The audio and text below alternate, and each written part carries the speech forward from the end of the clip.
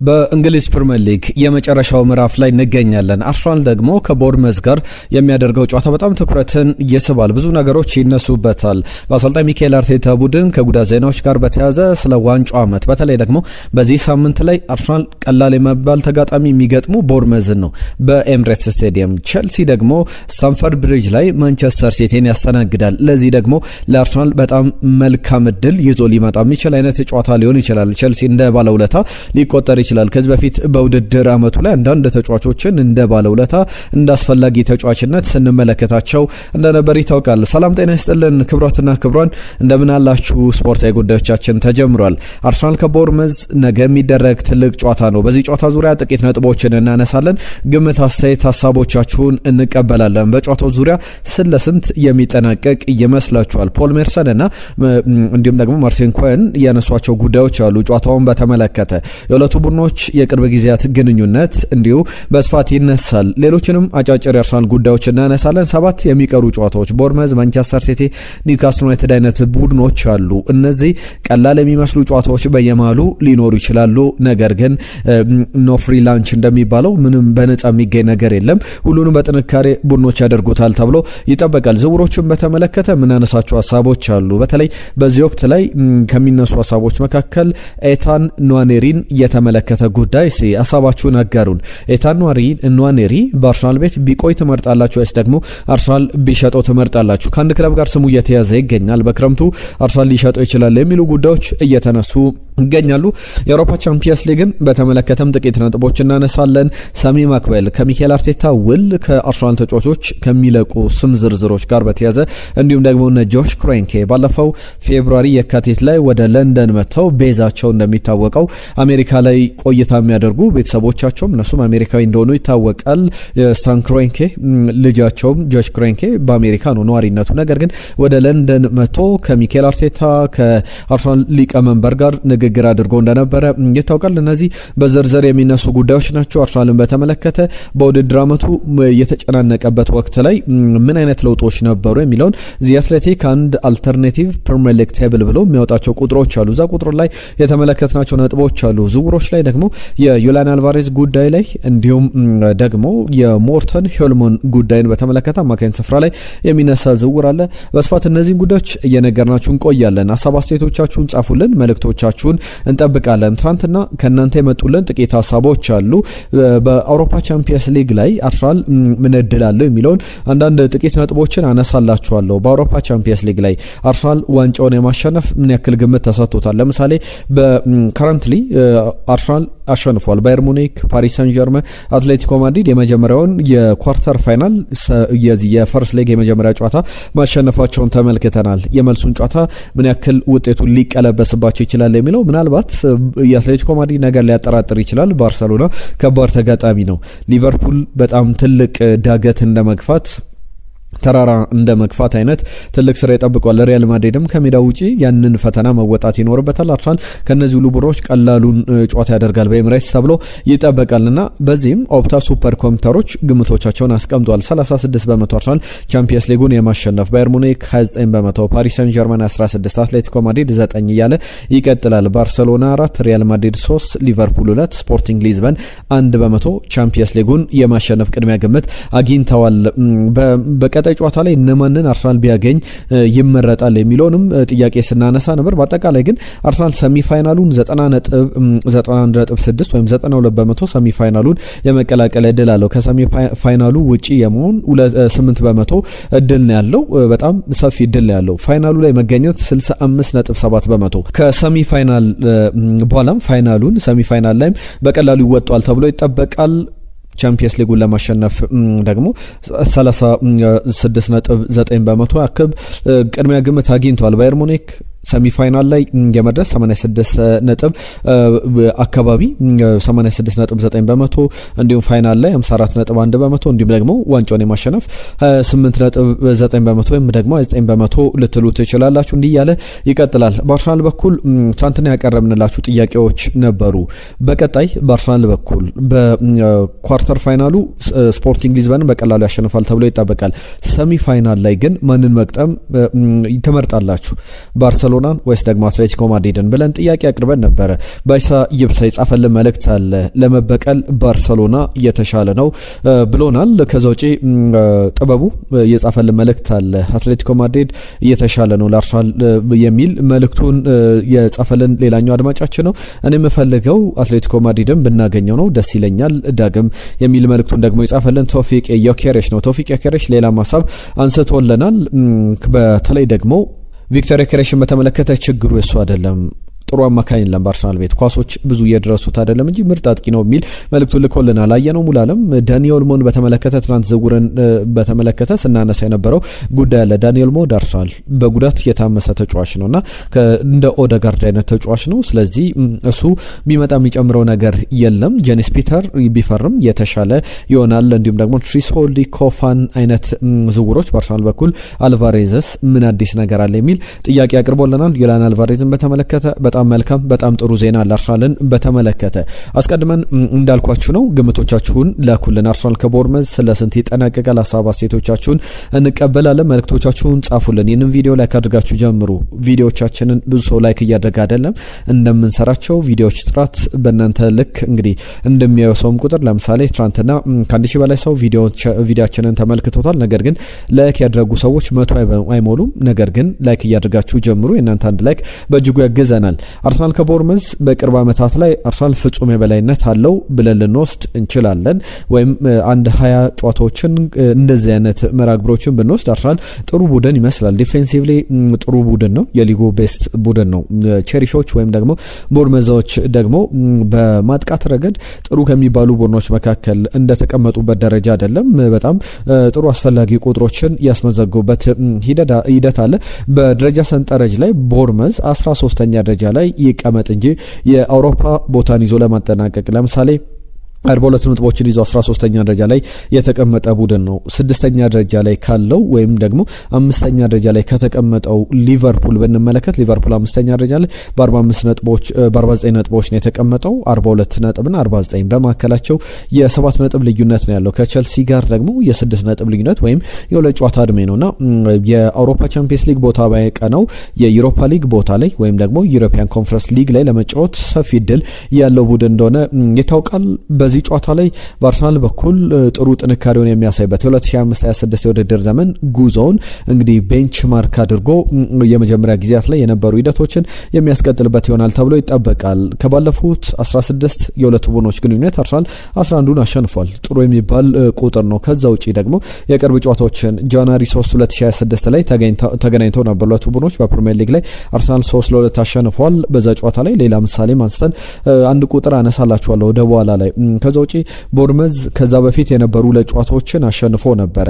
በኤምሬትስ ስቴዲየም 2-1 በሆነ ውጤት የባለፈው ዓመት የውድድር ዘመን የመልሱን ጨዋታ የባለፈው ዓመት የመጀመሪያውንም ጨዋታ በቪታሊቲ ሮድ ላይ ቦርመዝ 2-0 አሸንፎ ነበረ።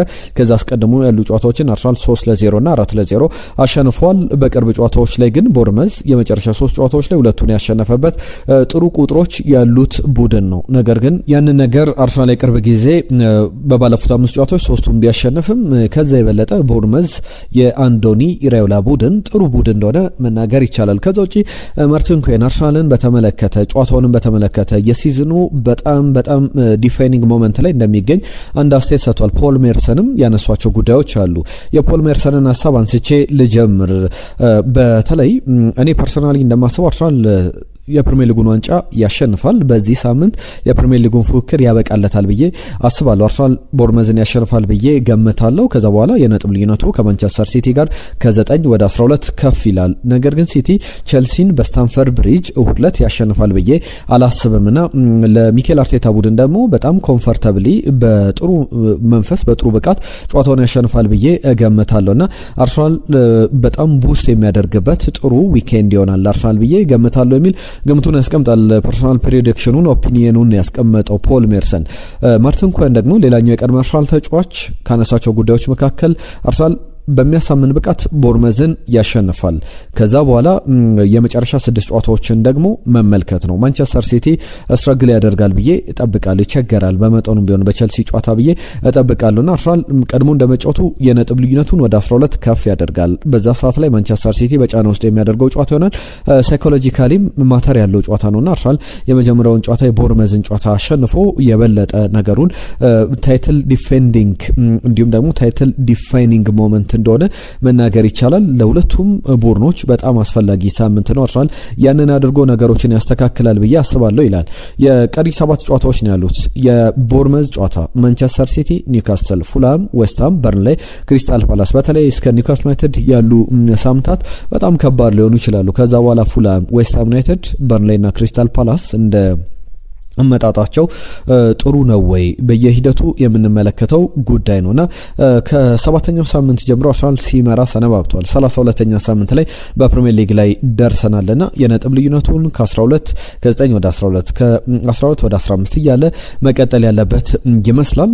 ማንም ቀላል የሚባል የሚናቅ ቡድን እንደሌለ የወልቭስ ጨዋታ ትልቅ ምልክት ነው። በአውሮፓ ቻምፒየንስ ሊግ ለሚኖረው ጉዞም እያንዳንዱ እንቅስቃሴ በጣም አስፈላጊነታቸው የሚዘነጋ አይደለምና ለአርሰናል አስፈላጊ ሳምንት አስፈላጊ ወቅት ላይ የምንመለከተው ጨዋታ ነውና በጣም አስፈላጊ ነው። ከጉዳት ዜና ጋር በተያዘ ጥሩ ዜናዎች አሉ።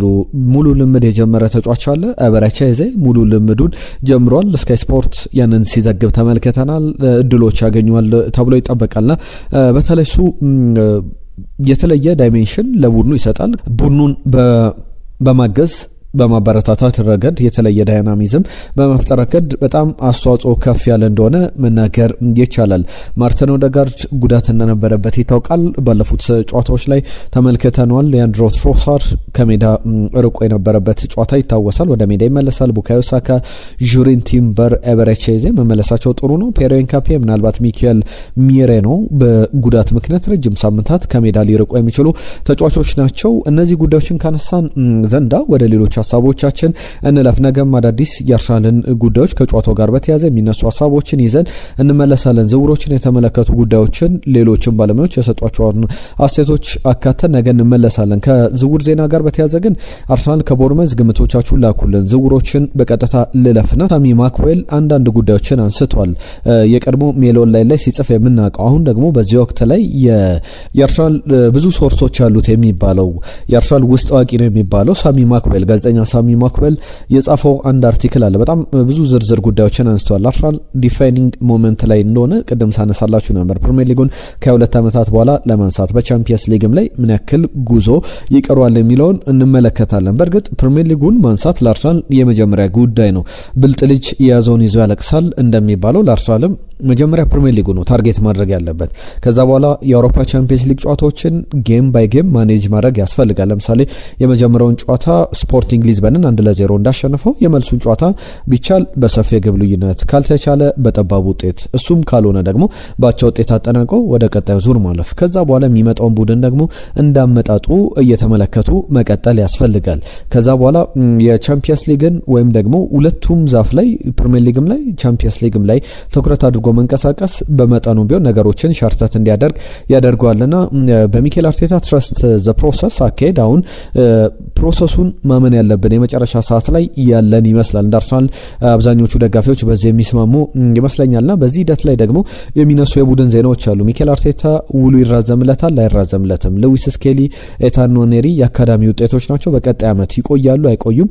ትልቅ ጥያቄ ሆኖ የሚቀጥለው። ሚኬል አርቴታን በተመለከተ ጆሽ ክሬንኬ በፌብሩዋሪ ወር ላይ ወደ ለንደን መጥተው ከአርሰናል ሰዎች ለምሳሌ ሊቀመንበሩ ሪቻርድ ጋርሊክ ጋር ተነጋግረዋል። ከሚኬል አርቴታ ጋር ንግግር ነበራቸው።